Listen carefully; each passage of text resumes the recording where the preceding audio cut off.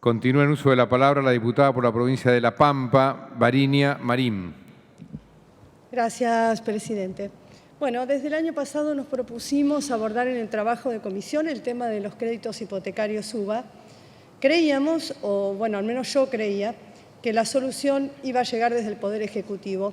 Eso no ocurrió, en parte porque se trata de 95.000 personas en el país, de las cuales el 1,3% se encuentra en mora. Y en su gran mayoría los créditos fueron tomados en bancos públicos. A medida que fuimos avanzando en el trabajo, estuvo claro que era necesario reconsiderar el diseño de los créditos, especialmente teniendo en cuenta el mecanismo por quienes aspiraban a comprar o construir su vivienda única familiar de ocupación permanente.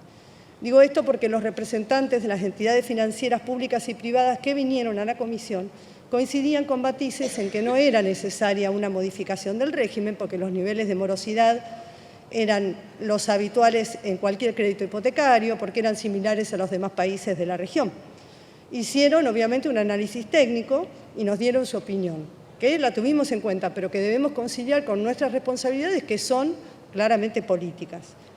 Por eso es necesario atender la situación de aquellas familias afectadas que vinieron a plantear con desesperación cómo el porcentaje de los ingresos que significaba la cuota de su crédito, que no debe superar el 30%, se convirtió en un problema.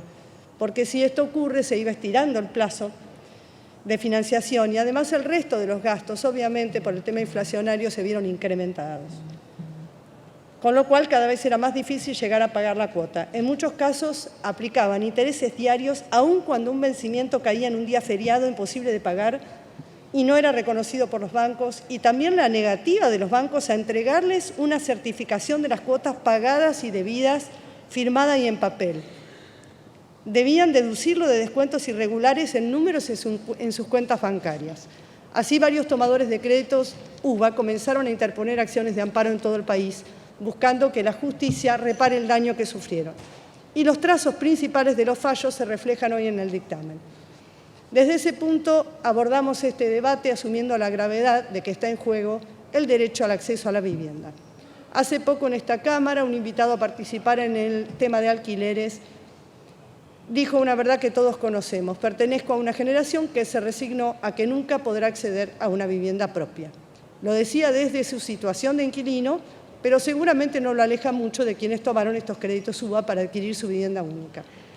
Desde la política debemos tratar de que ese sueño de la vivienda propia, a la que nuestros padres destinaban todos sus esfuerzos, vuelva a ser posible. Para eso debimos encontrar una síntesis entre los 11 proyectos presentados que dan cuenta de que existe la convicción transversal a todas las bancadas de que es posible rediseñar este instrumento.